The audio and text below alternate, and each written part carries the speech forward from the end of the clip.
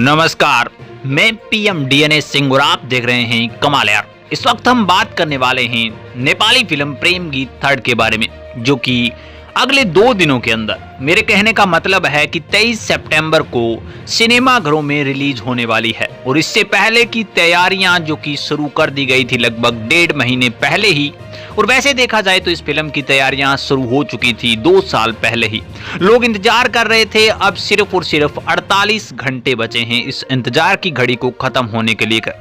दूसरी बड़ी बात यह है दोस्तों कि इस फिल्म को यहाँ पे किस तरह का स्केल मिल रहा है, कितनी ज्यादा हिट हो सकती है ये फिल्म, इसके बारे में हम इस वीडियो में बात करने वाले हैं। इसके साथ साथ हम ये भी बताएंगे कि संतोष सेन या फिर प्रदीप खड़का और कृष्णा गुरुंग जैसे जो भी स्टार्स कास्ट हैं या फिर प्रोड्यूसर हैं, उनकी क्या राय है इसके फिल्म के बारे में, वो सारी की सारी बातें इस वीडियो में करने वाले हैं। तो वीडियो के अंत तक बने रहिए, और अगर आप चैनल पर नए हों चैनल को सब्सक्राइब करके बेल आइकन दबा लीजिए ताकि आपको अपडेट भी सबसे पहले मिल सके। चलिए वीडियो को शुरू करते हैं।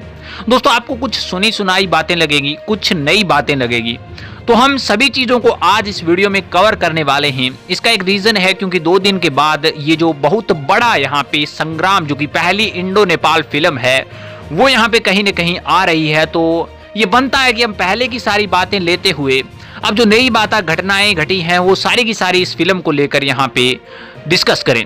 तो मैं आपको बता दूं कि इस फिल्म के बारे में सपोर्ट करने वाले भी बहुत से लोग आए। आपने देखा था बॉलीवुड के बहुत से लोग आए, इसके साथ साथ साउथ इंडिया के बहुत से लोग आए इस फिल्म को यहाँ पे सपोर्ट करने के लिए।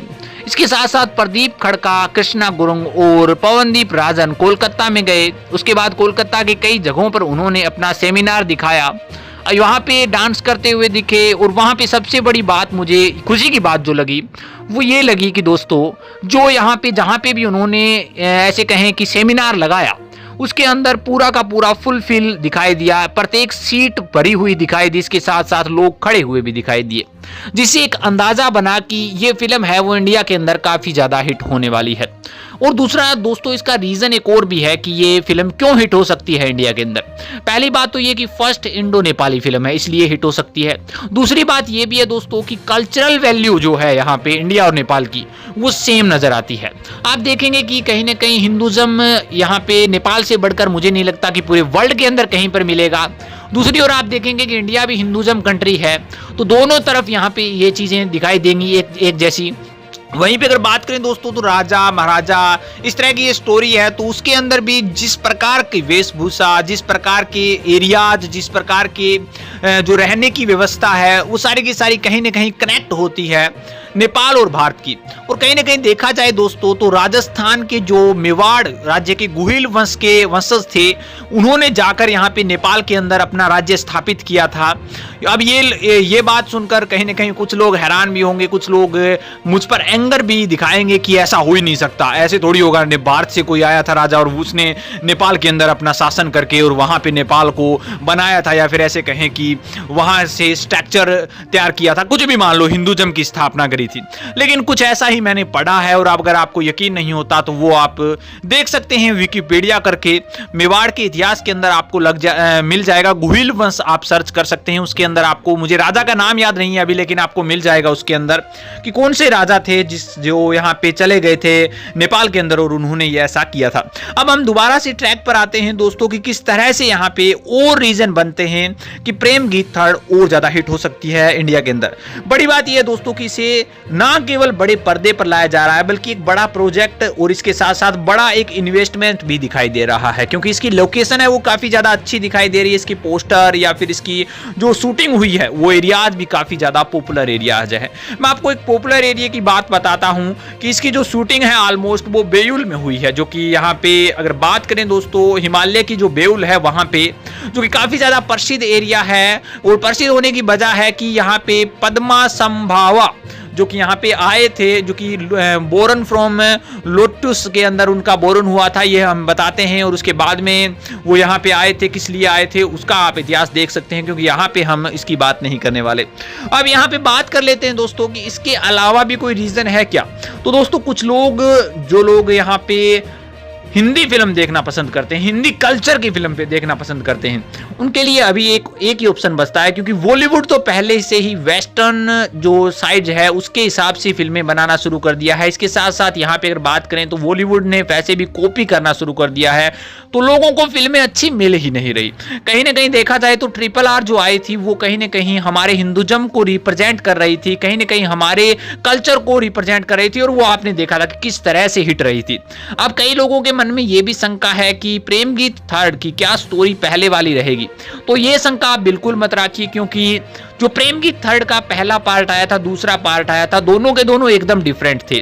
और कहीं ना कहीं देखा जाए इसका टीजर, जिसके अंदर स्पष्ट रूप से दिखाया गया है कि इसमें बहुत पुराने समय की बात की जा रही है, जिसके अंदर एक राजा का बेटा होता है जिसका नाम होता है प्रेम, और एक लड़की होती है जो कि अभी तक पता नहीं चल रहा कि क्या वो राजा की है या फिर किसी यहाँ पे समुदाय की है।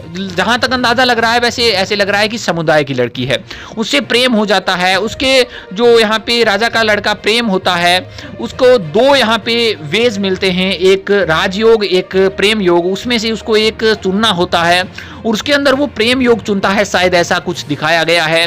और वहीं पे अगर बात की जाए दोस्तों तो उसके घर वाले चाहते हैं कि वो राजयोग ही चुने। ये एक सस्पेंस की कड़ी दिखाई देती है कि क्यों राजयोग चाहते हैं वो लोग, या फिर ऐसे कहें कि प्रेम जो कि गीत के लिए अपना प्रेम योग चुन लेता है वो क्यों। ये दोनों सस्पेंस बहुत बड़े क्रिएटिव सस्पेंस लग रहे हैं कि किस तरह से वो छोड़ेगा अपने राजयोग को, किस तरह से वो प्रेम योग को चूज करेगा, किस तरह से अपने घर वालों को सेटिस्फाई करेगा। ये सारी की सारी चीजें बहुत ज्यादा एक्साइटमेंट पैदा कर देती हैं फिल्म के अंदर। और यहाँ पे अगर बात करें दोस्तों तो प्रेमगीत थर्ड का इंतजार नेपाल में तो हो रहा है, तो कहीं ना कहीं अगर बात करें ये फिल्म लॉस में जाने के तो 0% चांस हो जाते हैं, तो वहां पे तो ये सुपर डुपर हिट होगी। अब यहाँ पे मैटर करता है कि इंडिया के अंदर कितनी ज्यादा यहाँ पे हिट होने वाली है। दोस्तों जहां तक खबरों का माने तो एग्जैक्ट तो मुझे नहीं पता कि कितने सिनेमा घरों में होगी, लेकिन वाइड नंबर ऑफ सिनेमाज के अंदर ये फिल्म रिलीज होने वाली है, जिससे हमें इतना जरूर अंदाजा है कि जिस प्रकार से शूटिंग हुई है, जिस प्रकार से इसकी पब्लिसिटी की गई है, उस हिसाब से ये फिल्म काफी ज्यादा अच्छी होने वाली है।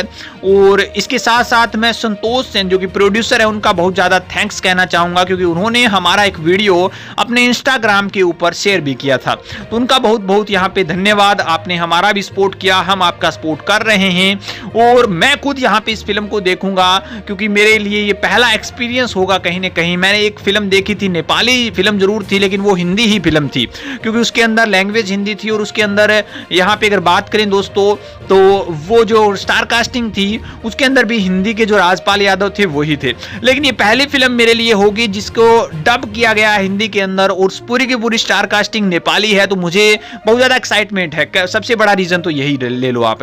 दूसरी बड़ी बात मुझे देखना है कि किस तरह से यहाँ पे वो राजयोग छोड़ते हैं, या फिर जो भी मैंने आपको बताया वो। तीसरी बड़ी बात मेरा फिल्म देखने के पीछे रीजन ये भी है कि इनकी कल्चरल वैल्यू क्या है, कितनी सेम है इंडिया के और हमारे प्रति, और इनकी स्टोरी में कितनी जान होती है। क्योंकि अभी तक सिर्फ सुना है कि इनकी स्टोरी अलग होती है, क्रिएटिव होती है, फलां फलां जो भी बात हमने सुनी है, लेकिन अभी देखने का मौका मिलेगा तो हम जरूर देखेंगे।